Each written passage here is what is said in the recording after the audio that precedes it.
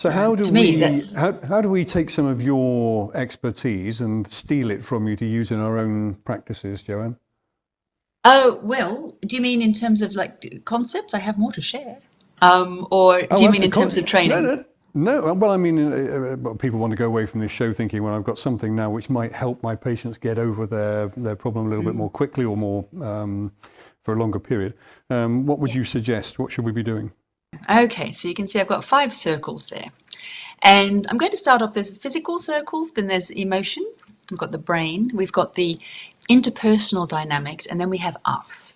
And so all of those things are playing together with our patient. So if I start with just physical, and we look at how do we use the mechanical, neuromuscular, and fascial connections. So I'll start with a very a lower level example, and we'll go to a higher level example. So the patient comes with bilateral anterior hip pain. She's in her 60s.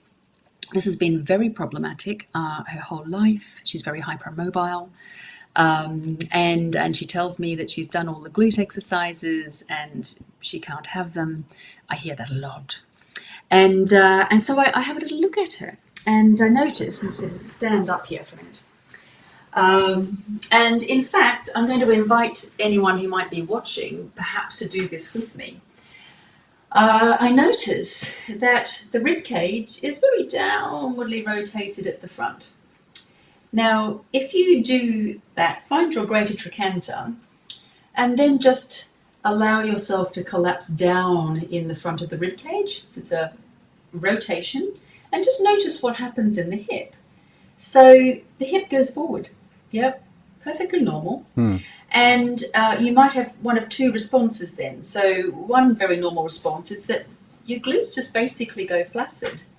You know, I've got nothing wrong with my glutes, but they don't do anything in this position.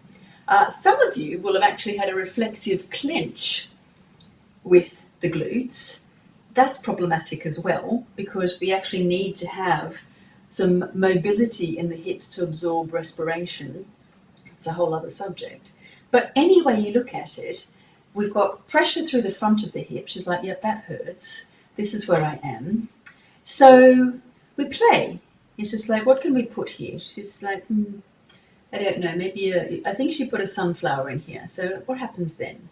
So we open this up, and what happens? Well, we're now bringing the hip back onto the foot again.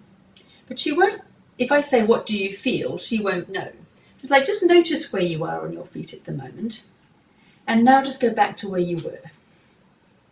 Oh, I'm in my heels. Yeah, and my hips hurt. Indeed. Now bring me your sunflower again. What happens?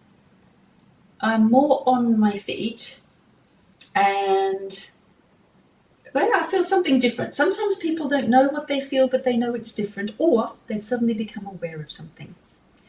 So we have a physical, you can do all the glute exercises you like for those hips, but if this is where she is, then there's nothing we can do with that.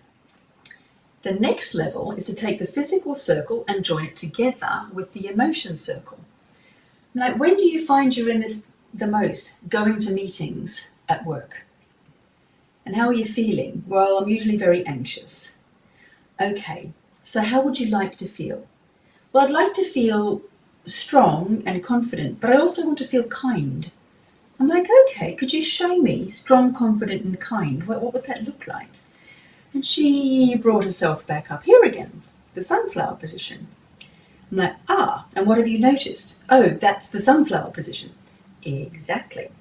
So now what we've got is we've linked the physical with the emotional or autonomic, and now we've brought it into the brain, which is understanding. I have a choice here with where I'm going to put myself in such a way that I take the pressure off my hips. That reverse engineers back to emotion, because now it's not so anxiety provoking, because we have a sense of control and it makes sense. So we start to play with these, and there's nothing about that was complicated. Yeah.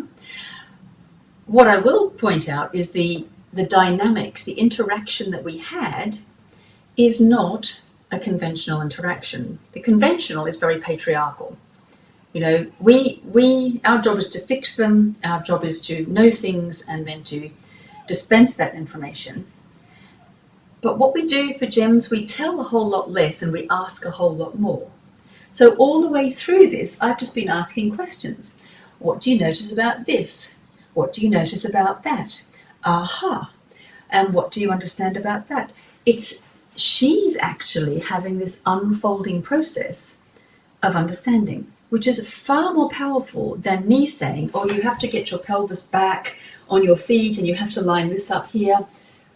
Maybe even draw your tummy in, squeeze your glutes a bit.